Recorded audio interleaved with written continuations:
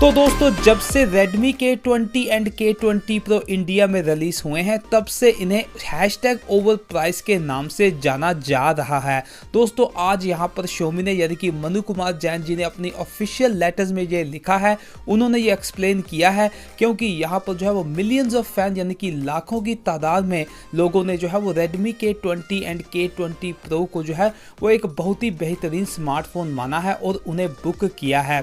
पर दोस्तों यहाँ पर कुछ ऐसे भी मी फैन हैं जिनको प्राइस अच्छी नहीं लगी है। दोस्तों इन लेटर्स में जो है इन्होंने बताया है कि ये दोनों ही स्मार्टफोन जो है वो बहुत ही अच्छे हैं। इन दोनों ही स्मार्टफोन में आपको टॉप ऑफ द लाइन जो है वो स्नैपड्रैगन का processor, triple cameras, popup selfie camera, in display fingerprint sensor and AMOLED screen देखने को मिलती है दोस्तों, जो कोई भी डिवाइस अभी तक मैच नहीं कर पाया है।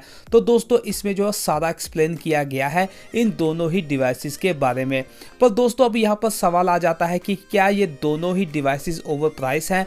तो दोस्तों बात पहले कर लेते हैं Redmi K20 के बारे में। दोस्तों ये डिवाइस चाइना में 20,000 रुपीज़ के करीब लॉन्च हुआ था। अब जो है वो थोड़ी सी प्राइस वहाँ पर भी कम हो चुकी है इस डिवाइस की। तो दोस्तों इंडिया में ये डिवाइस जो है वो मेरे हिसाब से 19,000 रुपीज़ का होना चाहिए था, पर ये जो है वो 22,000 रुपीज़ का रिलीज हुआ है।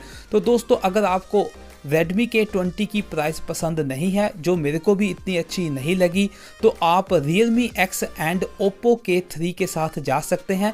इसमें जो है आपको भी जो है वो AMOLED screen, in display fingerprint sensor, popup selfie camera देखने को मिल जाता है। पर दोस्तों इन दोनों ही डिवाइसेस में आपको स्नैपड्रैगन का 730 चिपसेट भी नहीं मिलता है और आपको जो है वो मेटल एंड ग्लास कंस्ट्रक्शन भी देखने को नहीं मिलती है एंड ट्रिपल कैमरास भी नहीं मिलते हैं।